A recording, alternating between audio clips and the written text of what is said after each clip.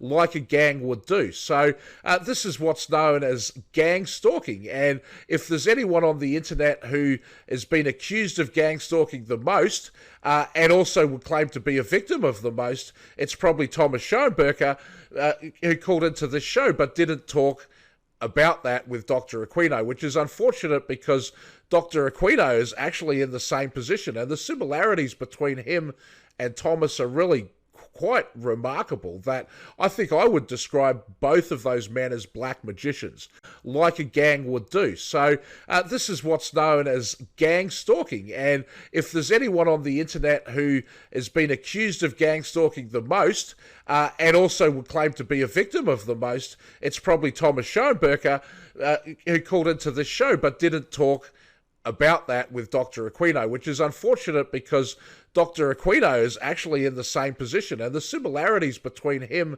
and Thomas are really quite remarkable, that I think I would describe both of those men as black magicians. Basically, this was a PsyopFest, that all of these people calling in were reveling in the idea of psychological operations. And I don't know, maybe that is just the world that we live in now, that just like Snowden came out and said, well, you know, guess what? The NSA is spying on you. It's reading all your emails. It's listening to all your phone calls.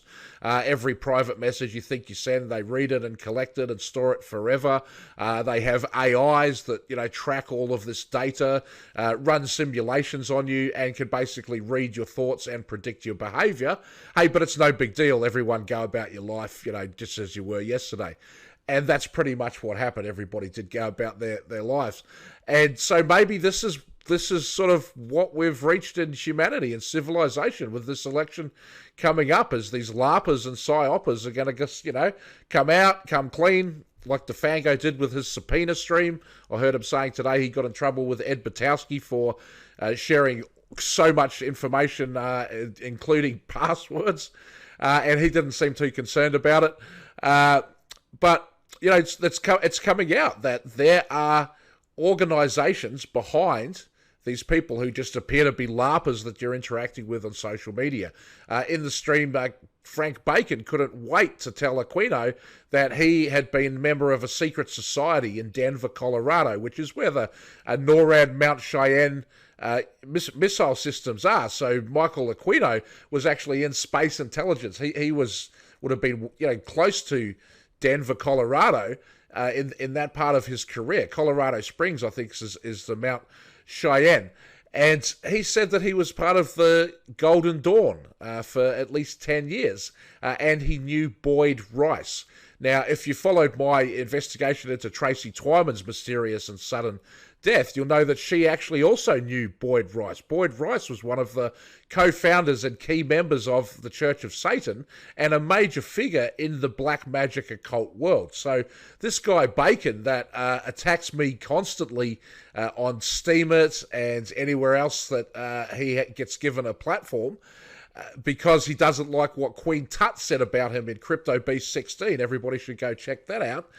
You know, he is literally a dark occultist. The other guy that's part of Leppo's crew, Jay Anon, his Instagram is full of pictures of Baphomet and Freemasons and stuff like that, pentagrams. And, you know, he's a LARPer on the internet that's making memes and getting involved with these kind of political operations, the gay ops on people, the doxing.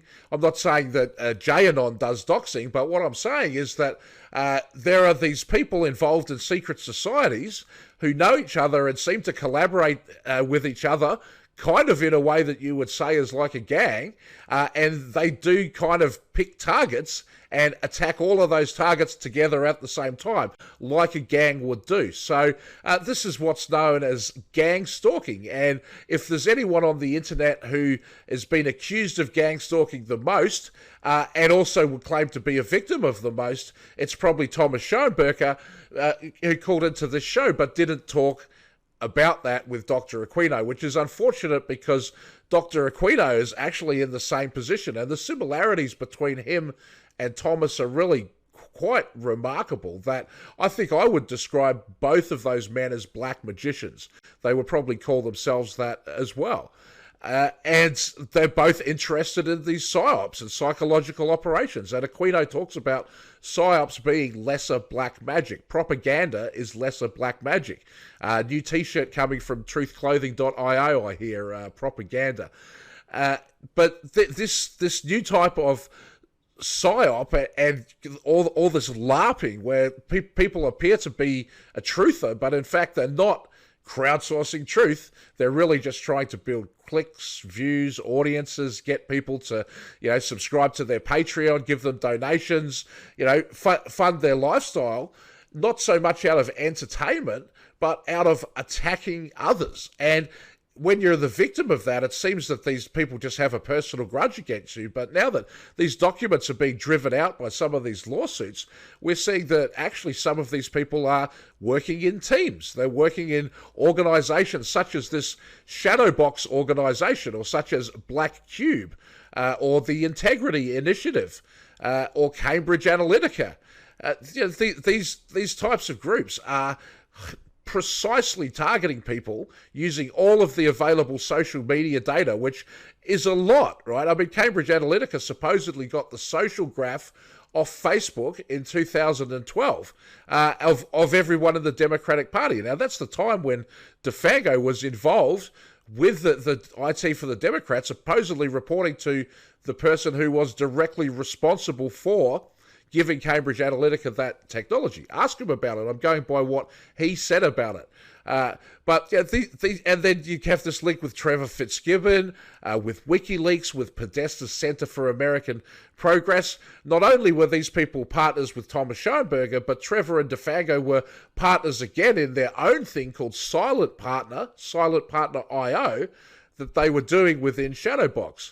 And Thomas and the other partner, Fox, they didn't like that. So they all sort of parted their ways. And when that happens, everyone learned the name Thomas Schoenberger from DeFango. And before that, people hadn't heard of him. And people say to me, well, Thomas, don't you understand he has a criminal record? And you'd be surprised how many of these characters in this YouTube psychological drama have criminal records. And then they say, well, but don't you know that there was this lawsuit, he was accused of stalking, and there was this lawsuit. This is one that hit on Twitter recently, and you go and look at it, and it says case dismissed. It didn't go into a lawsuit. It was all someone made a claim, said that he'd done some stuff, and then the case was dismissed. So maybe he was guilty of that. How would I know? How would anyone know if there's not a lawsuit? But it's incredible how people basically dredge up dirt on people and then publish it, dox them with it, and then also then make videos and streams attacking them with whatever dirt they can do. I mean, look at, if you go have a look on my Twitter history of discussing with Lestat, he basically set up this trap to get me to talk about adrenochrome, and then he attacked me with it, saying, ha ha ha, Steve Outram believes in adrenochrome. Look at this fool. I mean, this is a true story, that people actually spend their time doing this stuff. And this is the type of thing that Aquino is the absolute master of. All of this LARPing, this mind war, this lesser black magic and propaganda, and smoothly, seductively leading people towards information that's almost right, but not quite right. That is the nature of this. This is like the left-hand path. Go look on Lestat's channel. He made a video called that, the left-hand path versus the right-hand path. And righteousness, right? This is what Jesus Christ and God and the Christian religion is about. This is actually also what Judaism is about, as far as I know, and even the Muslim faith.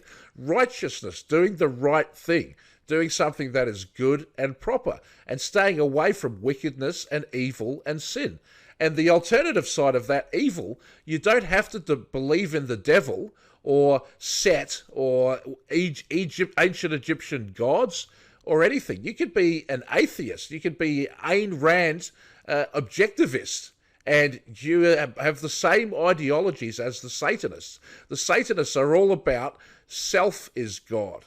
And I believe religion is a personal thing. It's not something I want to get into today, but I think that all of us have a relationship with God within ourselves. And that's, to me, is what the Christian faith is all about, is making that connection with God in your relationship with yourself. It's not about what comes out of a church or who you give money to, but just as the same way that there are churches on the Christian side, on the dark side there are churches as well, and the Church of Satan is one specific one. Aquino was heavily involved in that. The Temple of Set is another specific one. And he might say at first glance, or try to create the impression that he and his wife are just into animal welfare and it's all very positive what they're doing. I mean, the guy is a great philosopher, and mind war is a great philosophy, and something that I think will be discussed in many generations to come in the future. But if you watch this Leppo interview, and I'm not going to play any of it, but if you see it, he's basically, says that this whole technology, that everything that he learned from, he's joined the Esalen Institute when he was 16, and he was exposed to what they had gleaned in their research collaborations, spying if you like, sending people to form relationships with Russian scientists and academics and getting the knowledge of the Russians. So this is the true Russiagate here, people, is that mind war, the idea, if you read the original mind war paper that Aquino wrote with Paul Vallely, who's the Fox News military analyst, they're basically outlining the idea for CNN and Fox News to have journalist units embedded with military units reporting from the front lines so they can shape the propaganda to be whatever they want, because no one's going to go to the war zone to actually check their story out. And if you look at since 1980, when that paper was written, that's 40 years of that's basically been the military doctrine. This is all part of the revolution in military affairs, which, I'd recommend go check out Matthew North's work on that. But let me just show you, or did we just finish that point about, so the similarities between Thomas and Aquino is that there's a whole bunch of people that absolutely demonize both of these people, that when they hear their names, they're like convinced that these are the embodiment of evil. And if in fact those two men are black magicians, then this would be exactly what they wanted. This would be the absolute desired consequence. Get people quaking in fear. But if you have a look at Thomas's work through Sophia Music, I don't really see that that's what he's trying to achieve. And if you have a look at Aquino's work since he retired from the military and in his books, I don't really think that's what he's trying to achieve either. So I try to take both of them as, well, look, they're men that may have different philosophies, ideologies, ways of doing things from me, but what do they have to offer me if I'm going to give 4 hours of my attention to watching an interview? I'm interested in hear their thoughts and different perspectives and consider them and see if I agree with them or not. And, there's many areas where I could agree with both of those men, but does that mean that I then am a follower of them? Am I working for them? Am I part of their side?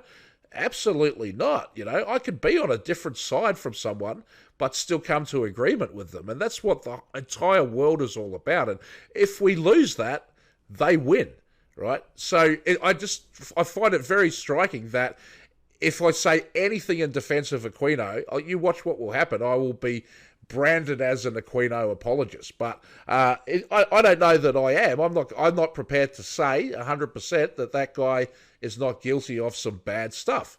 But I am prepared to say that I don't think he's guilty of everything that he's accused of at all. And I would say the same thing about Thomas Schoenberger. So I think both of those people should be given their chance to speak for themselves. And thank you, Leppo, for giving a platform to, not only to Michael Aquino, but to Thomas as well, and to anybody else, I guess, that wants to get involved and speak their piece about this.